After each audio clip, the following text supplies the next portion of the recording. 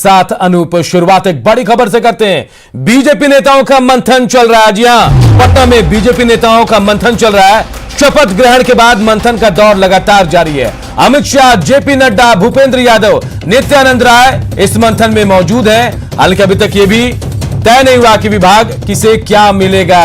मंत्री पद तो मिल गया, लेकिन विभागों का बंटवारा अब तक नहीं हुआ। लेकिन पटना में बीजेपी नेताओं का मंथन चल रहा है। शपथ ग्रहण के बाद मंथन का दौर चल रहा है। अमित शाह, जेपी नड्डा इस मंथन में मौजूद है। साथ ही भूपेंद्र यादव के साथ नित्यानंद राय भी मौजूद है। लगातार बैठक चल रही है, मंथन का दौर चल रहा है बीजेपी में। हालांकि दूसरी तरफ शपथ ग्रहण के बाद अब तक विभागों का बंटवारा भी नहीं हुआ है।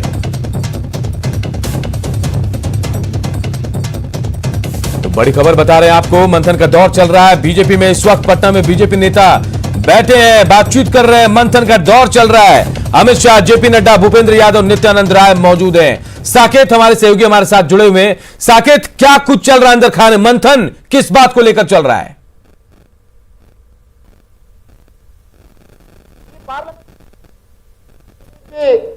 अमित शाह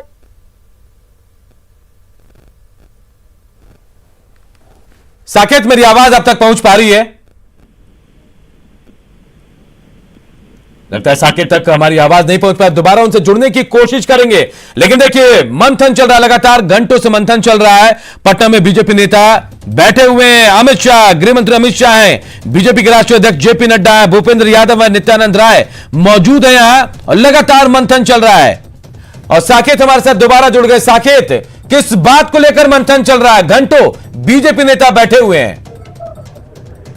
देखिए, बिल्कुल अनूप, अभी थोड़ी देर पहले ये खबर आई है कि कुछ देर में निकलने वाले हैं अमित शाह और जेपी नड्डा। लेकिन उससे पहले लगभग 3 घंटे तक ये बैठक चली है। अभी मौर्या होटल में ये लोग तमाम जो बीजेपी के नेता हैं, जेपी नड्डा अमित शाह के साथ बैठे थे, जिसमें भूपेंद्र यादव, देवेंद्र फडणवीस, प्रदेश अध्यक्ष संजय जायसवाल, ये सभी नेता यहाँ पर नित्यानंद राय मौजूद थे। और बातें लगभग ये जो जानकारी हमें मिल रही है सोर्स के हिसाब से कि आखिर क्या कुछ पोर्टफोलियो होगा मंत्रियों का, उस पर भी कहीं ना कहीं चर्चा की गई है। क्योंकि अमूमन जो मंत्रियों का जो पोर्टफोलियो है वो शपथ ग्रहण के कुछ घंटे बाद जारी हो जाता है, लेकिन अभी तक ये जो पोर्टफोलियो है वो जारी नहीं किया गया है। तो उस पर भी मंथन इस बैठक में की गई है। और जो आगे सरकार की क्या रणनीति होगी, क्योंकि आप देखिए बीजेपी में जिस तरह से जो बड़े चेहरे हैं, चाहे वो सुशील मोदी हो, प्रेम कुमार हो, इस तरह के जो चेहरे हैं उनको इस बार साइडलाइन किया गया है। उन लोगों को इस बार बिहार सरकार में भूमिका नहीं दी गई है। तो ऐसे में आगे पार्टी की क्या रणनीति होगी, क्योंकि सवाल निश्चित तौर पर जो पार्टी के कार्यकर्ता हैं, जो नेता हैं, उसमें जो इस बात को लेकर चर्चा चल रही है उसे कैसे देखा जाए। इन तमाम बिंदुओं पर जो हमारे सोर्स बता रहे हैं कि इस बैठक में चर्चा हुई है। और साथ ही साथ जो पोर्टफोलियो है उसे लेकर यहाँ पर बात हुई है कि किस प्रकार पोर्टफोलियो इस बार। साकेत, क्या सिर्फ पोर्टफोलियो और सरकार कैसे काम करेगी इसे लेकर चर्चा हुई कि या फिर कुछ और भी बात है जो अब तक बाहर नहीं आ पाई?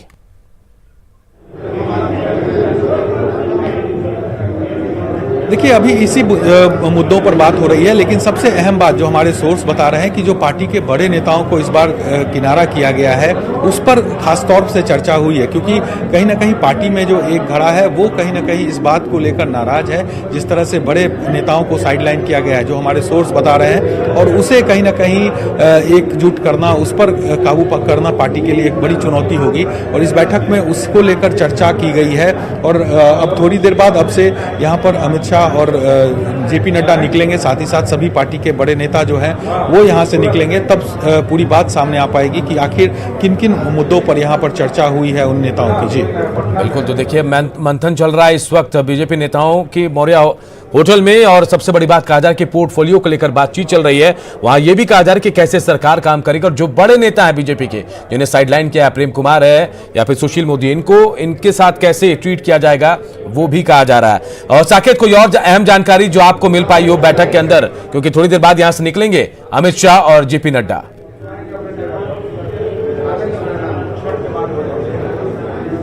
देखिए बिल्कुल थोड़ी देर बाद यहाँ से निकलेंगे जेपी नड्डा और अमित शाह, और उससे पहले जो है पार्टी के जो सभी नेता हैं, कार्यकर्ता हैं, वो यहाँ पर जुटे हुए हैं मौर्या होटल के अंदर। आप और ये सभी नेता बस इंतजार कर रहे हैं जब ये लोग निकलेंगे, क्योंकि ये अचानक से ये मीटिंग हुई है, क्योंकि जो नीतीश कुमार का शपथ ग्रहण हुआ उसके तुरंत बाद ये सभी नेता होटल मौर्या पहुंच गए और यहाँ पर जो बैठक का दौर है वो शुरू हो गया सभी नेता के पहुंचने के बाद।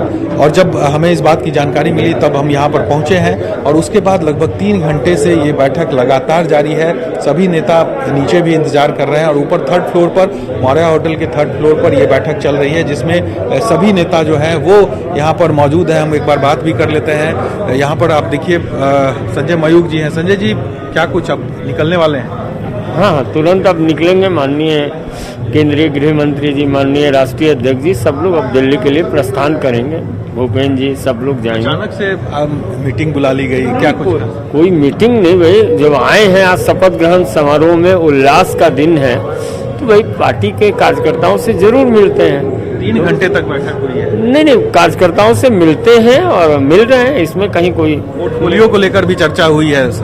नहीं, ऐसी कोई बात नहीं है। माननीय अध्यक्ष जी लोग दिल्ली से उतनी दूर से आए हैं तो कुछ देर अपने पार्टी के लोगों से मिले हैं, फिर जाएंगे। तो क्या जो ये बैठक हुई है, ये माना जाए कि आगे पार्टी के अंदर जिस तरह से बड़े नेताओं को साइडलाइन किया गया है, उसके बाद जो विरोध या इस तरह की कोई बात ना हो, इस पर भी चर्चा? भाई अपनी बात को आप मेरे मुंह में मत डालिए, सीधी बात है। वो लोग इतनी दूर से आए हैं, थोड़ा देर रुक के जा रहे हैं, अब तुरंत निकलने वाले हैं। लेकिन 10 बज गए, 3 घंटे अभी तक तो ये कार्यक्रम तय नहीं था। भाई हमारा परिवार है, हम परिवार की पार्टी नहीं है, पार्टी ही हमारा परिवार है, तो उस नाते हम लोग बैठते हैं। उसमें कार्यकर्ता भी हैं, वरिष्ठ कार्यकर्ता भी हैं। बिल्कुल अनूप, देखिए जो पार्टी के नेता हैं वो लगातार यहाँ पर इंतजार भी कर रहे हैं कि जब ये लोग नीचे उतरेंगे। लेकिन चलिए हम भी थोड़ा इंतजार करते हैं, साकेत, जब तमाम लोग निकलेंगे बाहर तब शायद पता चल पाए कि अंदर खाने क्या कुछ बैठक में हुआ है। फिलहाल बहुत बहुत शुक्रिया, आप नजर बनाए रखिए, हम आगे भी आपसे अपडेट लेते रहेंगे। नीतीश कुमार ने 7वीं बार बिहार के मुख्यमंत्री पद की शपथ ली। नीतीश कुमार के साथ जेडीयू के 5 और बीजेपी के 7 मंत्रियों ने शपथ ली। शपथ ग्रहण समारोह में बीजेपी अध्यक्ष जेपी नड्डा और केंद्रीय गृह मंत्री अमित शाह भी मौजूद रहे।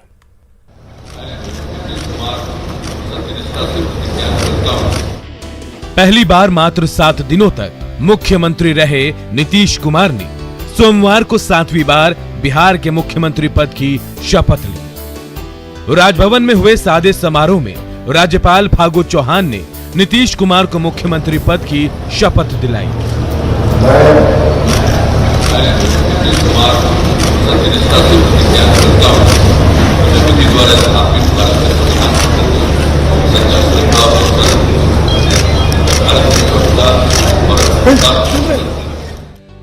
नीतीश कुमार के साथ जेडीयू से 5 और बीजेपी कोटे से 7 मंत्रियों ने शपथ ली। बिहार में विधानमंडल दल के नेता और कटिहार से चौथी बार विधायक बने तारकिशोर प्रसाद ने सबसे पहले मंत्री पद की शपथ ली, तो बेतिया से 5वीं बार विधायक बनी रेणु देवी दूसरे नंबर। और चलिए बैठक खत्म हो गई, साकेत का रुख करते हैं। साकेत, बैठक खत्म हो गई है, अमित शाह देखिए बाहर निकल रहे हैं और तमाम जो साथ में है नेता।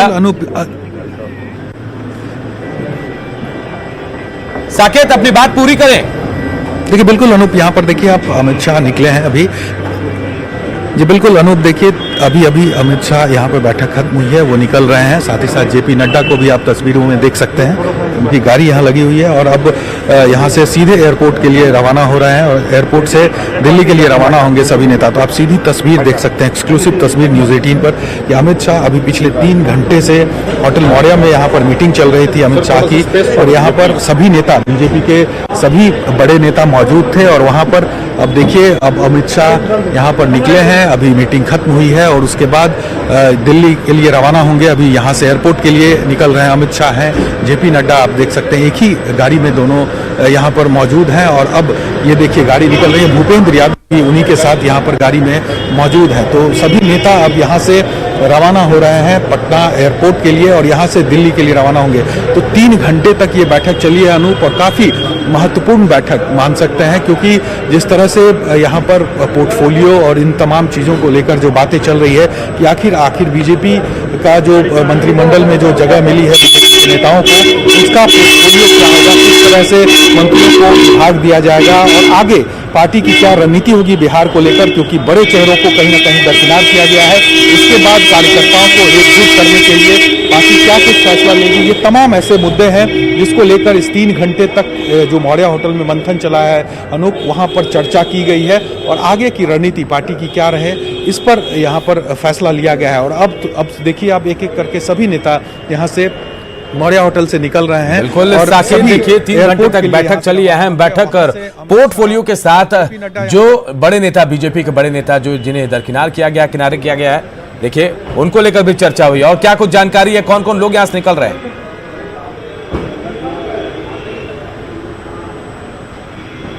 देखिए अनूप, सभी नेता अब यहाँ से निकल रहे हैं एक एक करके। जो सभी नेता यहाँ पर मौजूद थे, खुद जो राष्ट्रीय अध्यक्ष जेपी नड्डा और अमित शाह भूपेंद्र यादव के साथ एक गाड़ी में यहाँ से रवाना हुए हैं। उसके बाद जो दूसरे नेता, पार्टी के प्रदेश अध्यक्ष हो, देवेंद्र फडणवीस हो, नित्यानंद राय हो, तमाम नेता यहाँ से निकले हैं। एयरपोर्ट सब उन्हें छोड़ने जा रहे हैं, एयरपोर्ट पर वहाँ पर विदा किया जाएगा उन्हें और उसके बाद सब फिर से लौटेंगे। तो ऐसे में एक साफ यहाँ पर मैसेज देने की कोशिश है। 3 घंटे तक बैठक जो चली है और आप सबसे अहम बात एक इसमें ये भी रही अनूप कि इस बैठक में सुशील मोदी नहीं पहुंचे। सुशील मोदी इस बैठक से नदारद रहे। अमूमन बिहार में ऐसा नहीं होता है। बिहार में कोई भी बीजेपी की बैठक होती है और खास करके जब अमित शाह और जेपी नड्डा पटना पहुंचते हैं तो और सुशील मोदी उस बैठक में ना हो, ये सबसे बड़ा सवाल है।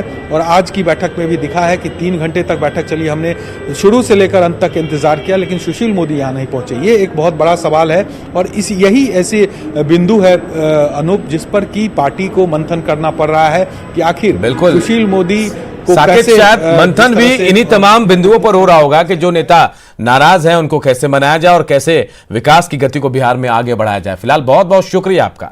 इधर सीएम नीतीश कुमार शपथ ग्रहण के बाद सुशील मोदी के साथ नजर आए और जब उनसे पूछा गया कि वो मोदी जी के बिना कंफर्टेबल रहेंगे तो उन्होंने जवाब दिया कि भारतीय जनता पार्टी का फैसला है, वो उस पर कुछ नहीं बोलेंगे। भारतीय जनता पार्टी का निर्णय है।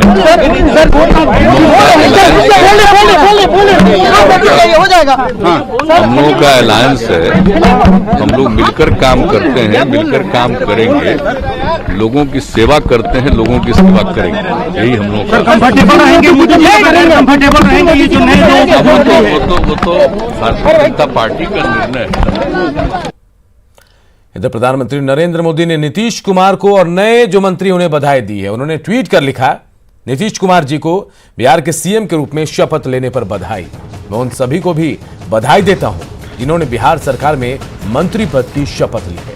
एनडीए परिवार बिहार की प्रगति के लिए मिलकर काम करेगा। मैं बिहार के कल्याण के लिए केंद्र की ओर से हर संभव सहायता का आश्वासन देता हूं। वही अमित शाह ने भी ट्वीट कर बधाई दी है। केंद्रीय गृह मंत्री अमित शाह ने ट्वीट कर लिखा कि श्री नीतीश कुमार जी को पुनः बिहार के सीएम के रूप में शपथ लेने पर बधाई। उप मुख्यमंत्री श्री तारकिशोर प्रसाद और सुश्री रेणु देवी और मंत्री पद की शपथ लेने वाले सभी लोगों को बधाई।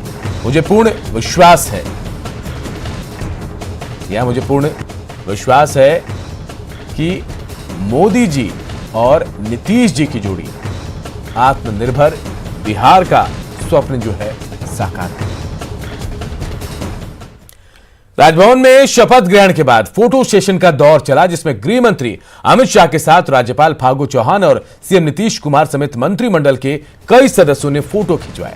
अमित शाह के साथ बीजेपी अध्यक्ष जेपी नड्डा, डिप्टी सीएम तारकिशोर प्रसाद और रेणु देवी भी मौजूद रही।